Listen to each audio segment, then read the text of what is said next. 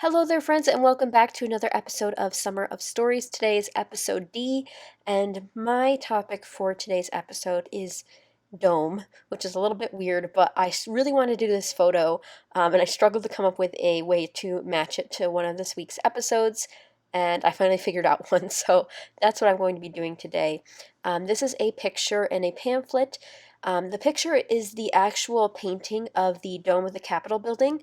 I have struggled trying to scrapbook this photo for such a long time, and I knew I wanted to cover it in this series because I wanted to make sure that you guys understood that I struggle with photos too, and this is definitely one that I think most people would struggle with. It's a very, very ornate photo with this pamphlet I brought with it in here. I just needed something else on the page because just a photo of this was a little bit too much, if in a way, like to put a whole 12 by 12 layout in there about this would be weird. And I could have done an insert, but this photo's so magnificent. I wish I could have gotten it printed bigger. And you guys kind of saw it up there in the close-ups, and you'll see it again at the end when I show you guys the layout, but it is absolutely stunning. If you guys ever get a chance to do the Capitol building tour, highly would recommend. It is free. You just have to go get tickets during the day of it, and then they'll tell you what time it's at. Absolutely beautiful. But the pamphlet next to it is about the artist who did a lot of artwork that's featured in the Capitol building, including this painting. And this painting is bigger than a football field. It does not look like it because it's so high in the sky above you, but it was magnificent. So as you can see, I flipped through a ton of papers. I'm looking for all sorts of stuff. I am trying to use 6x6 paper pads. I did pull out a 6x8 paper pad as well. That paper there is from Paige Evans, I believe, and it's just a simple like tile with a light beige background. And then my background paper is a 12 by 12 piece that is a pink gradient ombre, which is very beautiful, sort of watercolor-esque, and that color is in the portrait or in the mural, and I definitely wanted to emphasize on that blush tone pink. So I pulled out a couple more pages, this time from Dear Lizzie's paper pad there, Lucky Charm, which some of you guys really suggested I try to use a little bit of this month. So I'm going to use this floral from there. I'm going to create a strip here. I'm trying to sort of ground this pamphlet here. So the pamphlet obviously sticks out a little bit more than the picture does because the pamphlet's a bright blue color. I do think that the light blue and the light pink rather, and the this bold tealy blue really go well together. I think by doing this sort of matting, it creates a more subtle emphasis on the photo and the pamphlet. I definitely like having both of these on the page. I would say I do a lot more interactive scrapbooking when it comes to memorabilia. I actually don't see that many people using memorabilia on their pages, so let me know if you guys like to use it on your pages. I know some people opt not to, one, because memorabilia is really hard to organize and keep with your photos and all of that jazz, but I really enjoy having it in my pages afterwards, so I tend to use it for trips like this, where I do seem to collect a lot of it, and DC is definitely one of those places where you can collect a lot of different memorabilia. Here I'm trying to figure out which way the picture actually goes. I knew I took this horizontally, I just wasn't sure which way was up and which way was down. And I'm still not 100% sure, but I just went by the basis of the mural itself. Now here I thought I was going to be able to do a lot more embellishing. I wanted a really, really elegant look on this page, so I didn't want to overwhelm it.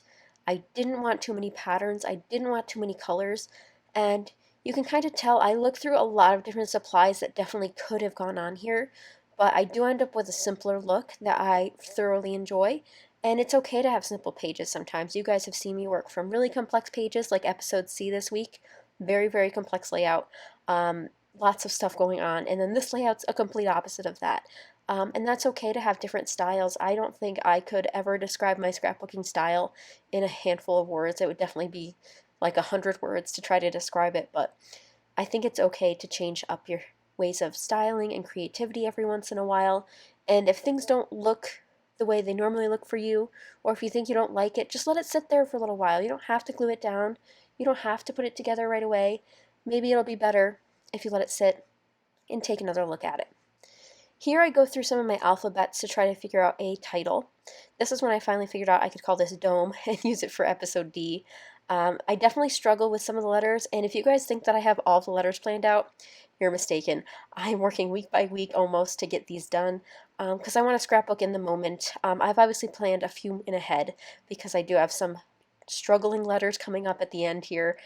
You guys will see those. I'm sure you're far awaiting some of those letters, but you'll see what I have in store for those. But some of these even simple letters, I'm having struggling looking for the photos I have printed already. I don't think I've gotten photos printed in months. That's right, months. I still have hundreds of photos printed that I have not scrapbooked yet, so don't worry. Plenty to do. But there were tons of other options for D as well, but I figured during this series I should go through some of those photos that I have been neglecting scrapbooking for so long, either because I didn't know how to scrapbook them, how to tell a story, what to tell about that specific day. This one was one of those. I had no idea how to scrapbook it.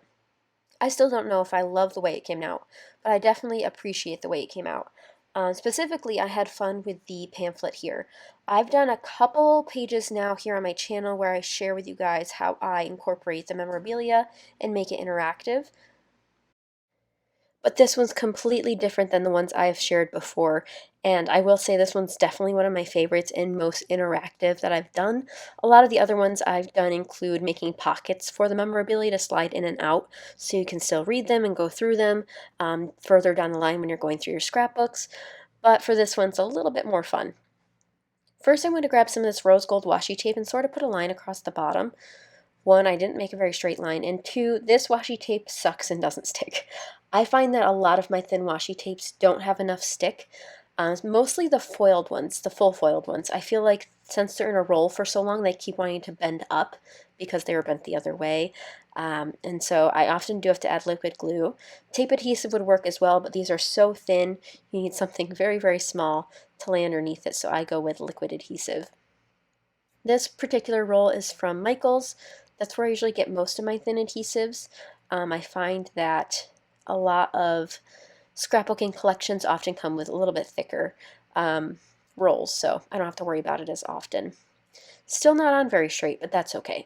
I just like that it added a little bit more metallic, brings in some of those darker tones that are in the mural and the artwork there. So I will also pull out another washi tape, and that helps bring in the interactive part here. So basically, I wanted something to hold down this pamphlet. Didn't know what, didn't know how, but I do figure it out. So as I look through my washi tapes here, which I have since now reorganized, and I'll have a whole video about that over on my Patreon if you're interested, but here I'm thinking this pamphlet opens differently than any other pamphlet that I've put in my layouts before. So if it folds this way, I only need to adhere this one side. So I pull out this washi tape. It's a nice gold diagonal stripe washi tape. It's the perfect shade of gold, and I don't mind mixing metallics. And guys, guess what? That's the end of the roll. Yes, I finished a roll of washi tape. Can I get a hallelujah? That never happens. Everyone knows that never happens. This washi tape, however, is very old. It's actually from Target. That's how old it is. I don't even know if Target still carries washi tape in the dollar section, but I'm going to put washi strip down this one side, peeks out a little bit. You're intrigued about why there's a pattern there, but now I can flip-flap this pamphlet open any way I need to, and I can still read the whole entire thing. I mean, I think that's just so cool that it's so interactive in that way. I thought I wanted to add a few more things, maybe these pearls, but I decided against it, keeping it simple. But that's it for episode D. Let me know what you guys are going to scrapbook this week, episode C or episode D.